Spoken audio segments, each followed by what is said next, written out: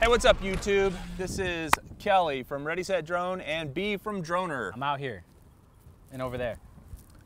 Here in Austin, Texas, on a beautiful, a little bit windy day, but we are going to do something that B is not super experienced at. Now, for those of you that don't know this guy, he is a certified FAA Part 107 certified drone pilot.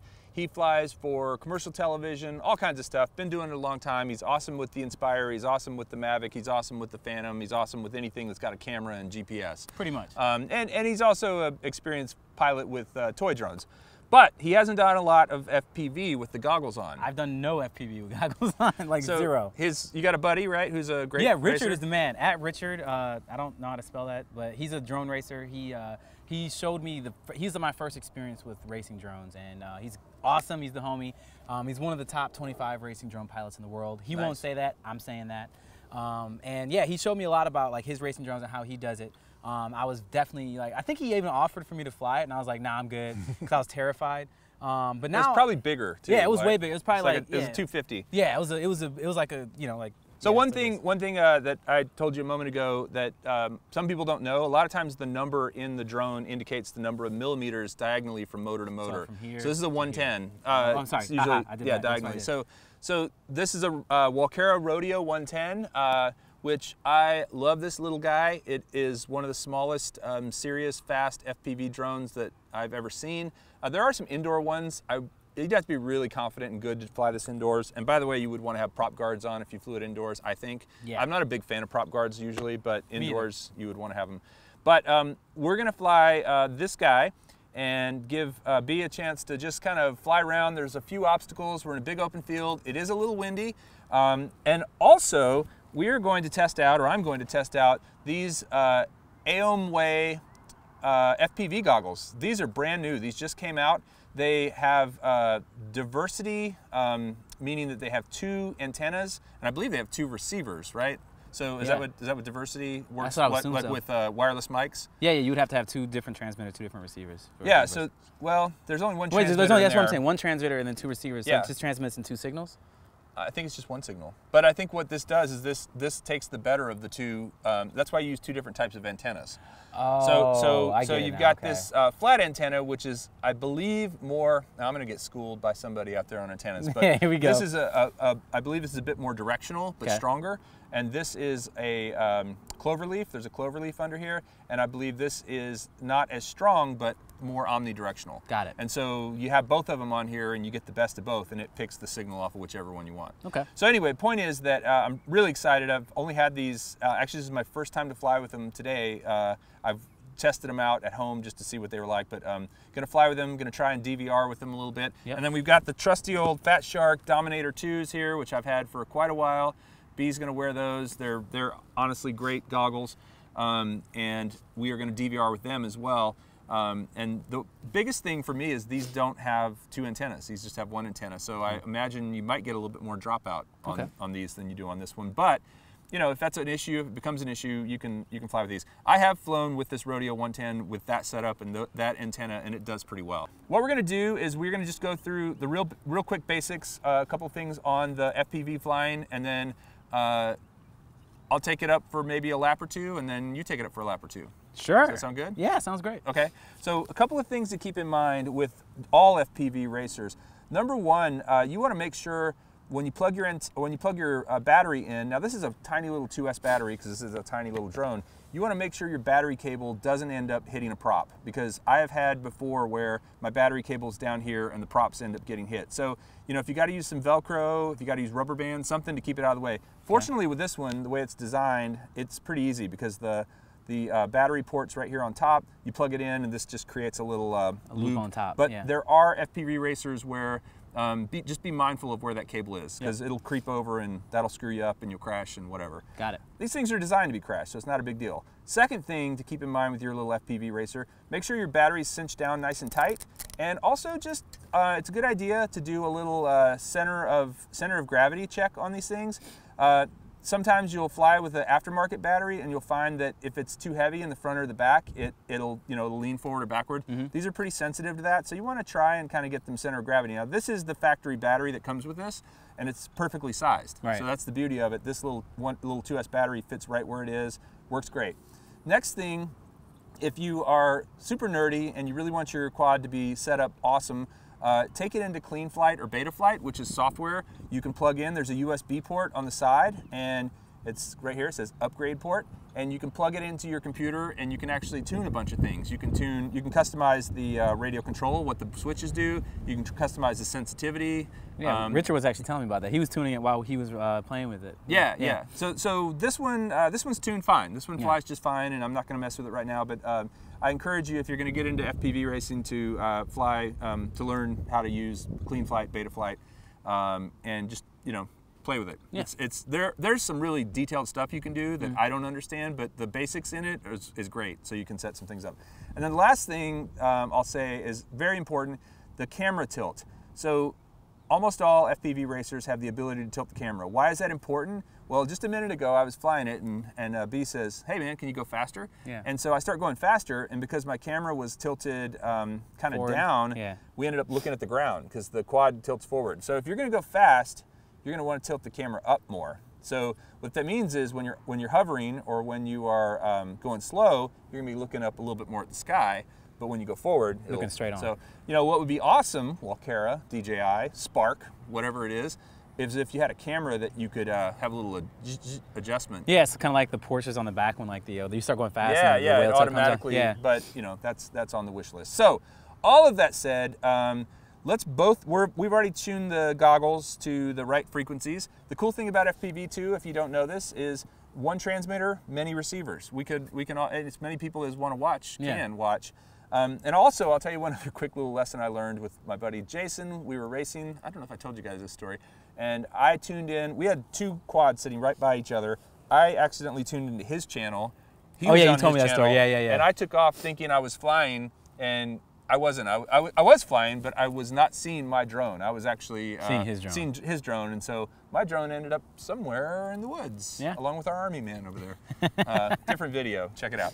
So, again, shout out to Walkera for this awesome quad. If you want a nice little beginner one, this is a pretty cool one to fly, and it's fast. I mean, when you get it going, it'll really rip. It's got 3 flight rates. It's got Horizon, which is this switch all the way down. That's how I'm gonna fly? I'm sorry, it's got Angle, which is this switch all the way down. Okay. It's got Horizon, which is makes it still self-levels, but it gives you more latitude, and you can flip it. Yep. And then you can put it up into Acro, which is terrifying.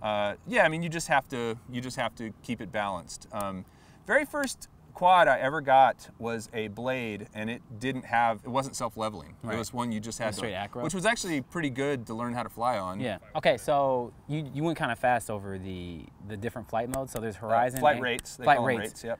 Angle, Horizon, and Acro. So I get Acro. Acro is like full manual, where it's like you press full forward on the right stick, and it's just going to do front flips. Yep. Okay, because that's really what's weird to me. That whole idea of that is weird to me because I'm used to, like you said, the GPS or the drone. Like if I press full forward, it just tilts forward and goes forward. Yep. But full Acro just flips. Yeah. I mean, that's what you see those guys who are doing freestyle or racers. I mean, they're doing Acro. It just gives you more control, but you also have to be able to control it. Right. It's like it's like getting into a car and turning off the traction control. Got it. You know? Yeah, okay. So then what's the Horizon?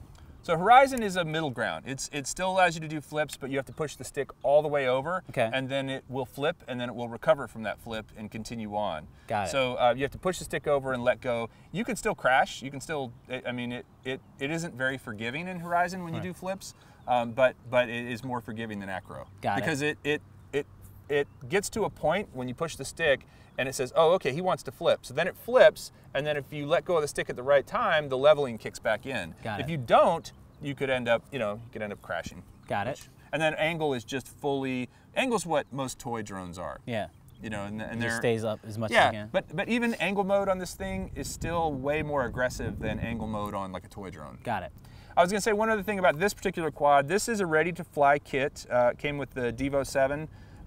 Which is a nice little radio. I have like 3 of these now because they come with a lot of different quads. Yeah, it's a very common looking. I have one of those. Yeah, it's a pretty common radio, but it's nice because it's already bound. This thing's already set up pretty well. You don't have to do much to it in Clean Flight. If anything, you could just fly it right out of the box and it works pretty well. Okay. So, there you go.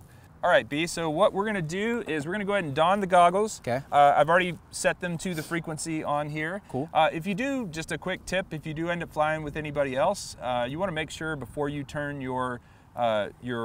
actually turn your transmitter on, the receivers don't matter, you can turn the receivers on. You want to make sure you're not on the same channel as other people, because if you turn your transmitter on and your buddy's out flying and you're on the same channel, you'll throw interference his way and he won't be able to see. Got it. So if he's doing some sick tricks and all that kind of thing, he'll crash. Yeah. Well, I mean, you know, odds are low. And if you're with a group, you definitely need to all get together and coordinate. Yep. There are 40 channels. There's 8 channels per range. I don't know if it's called a range, but there's 5 ranges. It's like A, B, C, D, and E, and then there's 8 channels on each one. So there's lots to choose from if you have a more modern set of headset like we do. Cool. So, so yeah, let's take it up. Let me. I'll wear the Commanders. So I'm just going to be watching you fly this time, right? Yeah, okay, yeah. cool. And then I'll take it for a lap or 2, and then we'll swap batteries, and you can fly it for a bit.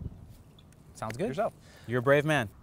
Okay, so 2 quick things. Again, these are new to me. The Aomway. I'm not sure how you say that. How would you say that? Aomway? Aomway. The Aomway goggles, Commander goggles. So far, I really like them. They're lightweight. They are diversity, but I didn't know if I'd be able to figure out how I would turn on the DVR. I literally just push this top right button, this top right knob, and DVR goes on, starts recording. Now I've just turned it off. Okay, now I'm recording again. So I already know how to do it in the Fat Sharks, but we're gonna compare some of the footage between these two just because I wanna do a comparison on these goggles. Sweet. So let's go ahead and don the goggles. I'm gonna tell you something else, that if you have trouble with the ladies, put a pair of these goggles on, man. My wife just, I mean, she's always like, you look so sexy in those things. Bring those to the bedroom. Yes, and I'm like, yes, honey, whatever you say. So let's see. All right, so this is cool. So Richard did let me wear his goggles, so I've done this before. I watched him fly like that. All right. Taking it around, back behind us. So you might wonder why we're sitting down. Are we just lazy? Yes, but also we are almost hitting poles. We are going to be flying FPV. When you stand up and you're flying FPV, you tend to kind of wiggle around. You can see right now I'm kind of wiggling around a little bit. And so you're gonna wanna make sure, whoa, hey, you're gonna wanna make sure that you are sitting down so you don't fall over. He almost just hit us, in case you guys are wondering. Yeah, well, they can see the footage. Yeah, that's just funny, like, oh, okay, all right. Less explaining, more flying. Yeah, so I'm just kind of goofing around with the pole here, and yeah. So are you getting like, is it getting, you getting interference right here? Yeah, a little bit, yep. Okay. Sure am. Wham. Oh, yeah. Well, okay. There we go. That was close. Did you get that, Tony? Go. Oh, shit. All right. Landing is a bit of a challenge. You got to figure out where you are. One thing, you really don't want to fly these super high. They're not designed to be flown super high. So you want to kind of, like I'm doing right now, you want to kind of, yeah, just kill it. There we go. There's a landing we can walk away from. Cool, I've got to see him. Yeah, we can definitely see him. Hi, Tony. Hi, Tony. Yeah, there you go. Hey. Selfie. Droney. And we'll just keep using this battery until the... All right, I'm gonna just put this over here. Yeah. Just play the safe game. I'm gonna take it nice and slow. Yeah. Is the plan. Yeah. And again, just try not to get, it's easy to get really high in the air. Okay. Just try not to do that. Here it is, folks. Let's see how fly this man is. No pressure. Here we go.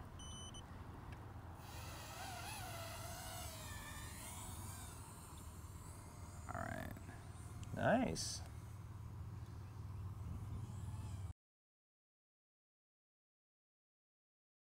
It's almost like an out-of-body experience. All right, I'm just gonna stop. Okay. It's bouncing on me. It's pretty intense, actually. I say my whole body felt like nervous when I took off, for sure. I felt super nervous because I was just like, I don't wanna mess up, I don't wanna mess up. The only reason that I still felt like my body was still here is because I could still feel nervous that I was going to crash it or run it into us. Oh, you did great, man. You did great. You went through the post. You kind of danced around the post a little bit. Yep. You bounced off the ground a couple of times. I That's did. what I was talking about, that up and down. Yep. You just kind of got to learn to let go of the throttle stick. and use the right stick to push forward to go faster. Yeah, and just do like the panning or the yaw with it. Yeah, I mean, it was pretty fun. Like I was like, this is awesome. I can definitely understand the draw of being like a drone racer and like really getting into it, because it feels like a video game. Honestly, I feel like I was playing a video game where I could run it into my face. That's like the only difference. Yeah, well, let's not do that, but why don't you take it up one more time? Let's do this again. That battery went out quickly, so I feel like you needed a little more flight time. Yeah, get it up. There we go. Okay, and you know, one thing you need to just assume is that there's always something behind you. So you never really want to go backwards, or like there. You know, there's a fence back there somewhere. So just assume that fence is back there. So don't drift backwards too much. Okay. And yeah, come on forward. Let's see you roll through that. Let's see you roll at one height, one altitude. Just keeping it at about the same altitude, and come on left. Your yaw left. There we go. Through the goalpost. Through the goalpost he goes. Nice, nice. There's a fence back there, by the way. And then yeah, there we go. Hey, look, there's Tony. A little bit of drifting you just did. Now you're drifting backwards. Nice. Now let's see if you can just go real smooth right past us and through the goalpost again. All right. Yeah, nice. Over that fence back there. There's a fence back there. Cool. Yeah, man. Wow. I can't talk and do this at the same time. It's full hard. concentration. Yeah, good. Okay. All right.